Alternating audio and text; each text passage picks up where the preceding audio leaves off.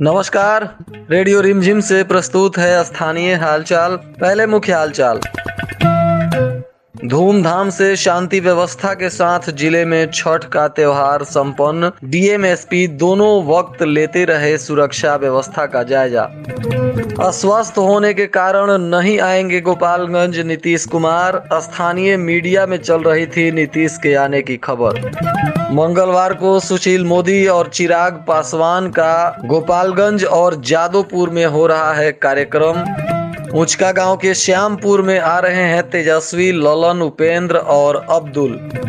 भोरे police के team पर हमला करने वाले एक अपराधी को पुलिस ने किया गिरफ्तार। मामले की तफ्तीश शुरू। स्थानीय हालचाल के इस अंक के साथ मैं अनिकेत मिश्र। अब हालचाल विस्तार से। छठ का त्योहार जिले में सभी जगहों पर शांतिपूर्ण तरीके से संपन्न हो गया। इस दौरान जिला प्रशासन ने भी सुरक्षा व्यवस्था के माकूल इंतजाम किए थे। चूंकि चुनावी माहौल है, इसलिए इस बार संवेदनशील इलाकों पर दंडाधिकारी और पुलिस पदाधिकारी की तैनाती की गई थी। जिलाधिकारी और पुलिस अधीक्षक स्वयं भी छठ घाटों पर जाकर सुरक्षा व्यवस्था का जायजा लेते रहे। सुबह अर्घ देने के समय भी जब काफी संख्या में श्रद्धालु छठ घाटों पर पहुंचे थे, उस वक्त भी जिलाधिकारी और पुलिस अधीक्षक ने कई छठ घाटों का दौरा करते हुए वहां सुरक्षा व्यवस्था का जायजा लिया। इस वजह से जिले में सभी जगहों पर शांतिपूर्ण तरीके से छठ पर्व का यह त्योहार संपन्न हो गया। सभी जगहों पर माताएं बहनें काफी आस्था और श्रद्धा के साथ भक्ति भजन में जुटी रहीं।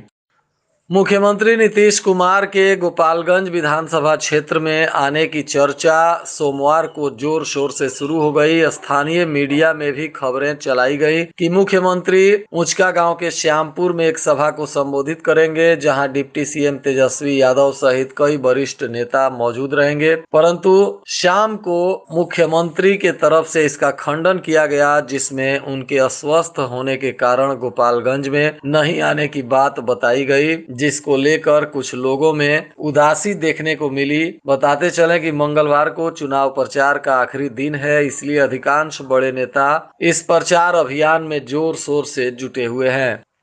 वहीं बीजेपी के उम्मीदवार कुसुम देवी को जिताने के लिए बिहार के पूर्व उप मुख्यमंत्री और वर्तमान में केंद्रीय मंत्री सुशील कुमार मोदी गोपालगंज शहर में 1 बजे रोड शो करेंगे। मंगलवार को उनका यह कार्यक्रम आयोजित किया गया है, जिसको लेकर बीजेपी के सभी नेता जोर शोर से तैयारी में जुट गए हैं। वहीं बताया गया कि लोजपा रामविलास के अध्यक्ष चिराग पासवान का भी गोपालगंज के जादोपुर क्षेत्र में एक कार्यक्रम आयोजित किया जा रहा है, जहां वे एक सभा को संबोधित करेंगे और इस दौरान चिराग पासवान भी कुसुम देवी को विजयी बनाने के लिए लोगों से वोट की अपील करेंगे। इसको लेकर लोजपा और भाजपा के सभी कार्यकर्ता जोर शोर से जुट गए हैं, ताकि अंतिम दिन इस प्रचार अभियान को पुरजोर तरीके से जनता के समक्ष रखा जा सके। मंगलवार को चुनाव प्रचार के अंतिम दिन बीजेपी के नेता और भोजपुरी के सुपरस्टार दिनेश लाल यादव निरहुआ भी जादोपुर में चिराग पासवान के साथ जनसभा को संबोधित करेंगे। इस दौरान भाजपा नेताओं ने ज्यादा से ज्यादा लोगों को सभा में आने का निवेदन किया है और अंतिम दिन है, इसलिए दिनेश लाल यादव निरहुआ भी भाजपा के उम्मीदवार कुसुम देवी के चुनाव प्रचार में जादोपुर के विशाल जनसभा के मंच पर संबोधित करते हुए वोट मांगेंगे।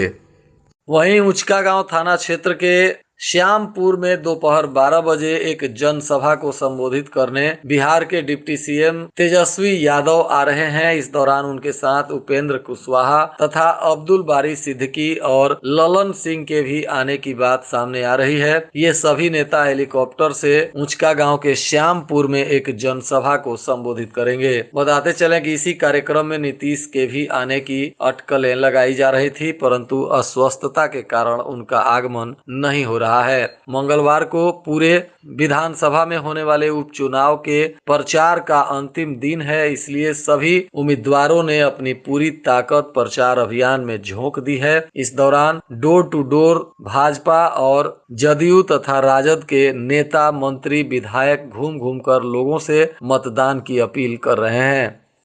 भोरे थाने की पुलिस पर हमला करने वाले एक आरोपी को पुलिस ने गिरफ्तार कर लिया है। प्राप्त जानकारी अनुसार भोरे पुलिस के द्वारा एक हत्याकांड के आरोपी को गिरफ्तार करने के लिए छापेमारी की गई थी, जिसमें भोरे पुलिस ने शिवशंकर दुबे कांड के आरोपी विजय चौहान को गिरफ्तार कर लिया था, जिसके बाद विजय चौहान के परिजनों और कुछ अन्य लोगों ने पुलिस के टीम पर हमला कर दिया, जिसमें कुछ पुलिस वाले चोटिल भी हुए थे और उनको स्थानीय अस्पताल में इलाज करवाया गया। इसी दौरान पुलिस की टीम पर हमला करने वाले लोगों में से फतू छापर गांव के रहने वाले पावन कुमार को पुलिस ने गिरफ्तार कर लिया, जिसके बाद इस आरोपी को जेल भेज दिया गया है। वहीं पुलिस ने इस हमला करने वाले मामले में भी विजय चौहान और पवन कुमार सहित दर्जन भर लोगों को आरोपी बनाते हुए एक प्राथमिकी दर्ज की है और बाकी के आरोपियों की गिरफ्तारी पर पुलिस काम कर रही है।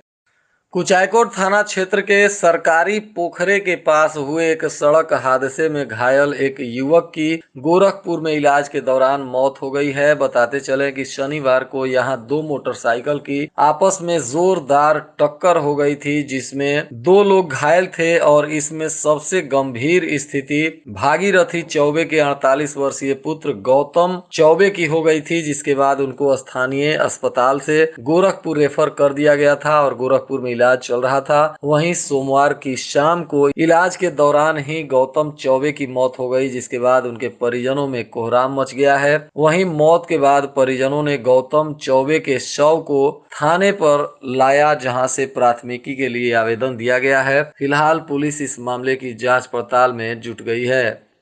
कुचायकोट प्रखंड के पांडे खरिया में सोमवार को आदि योगी योग प्रशिक्षण केंद्र के तत्वाधान में गवई कबड्डी प्रतियोगिता का आयोजन एवं शुभारंभ हुआ, जिसमें मुख्य अतिथि विवेक पाठक ने फीता काटकर इस कबड्डी खेल का शुभारंभ किया, जहां काफी संख्या में पहुंचे लोगों ने इस कबड्डी प्रतियोगिता को देखा।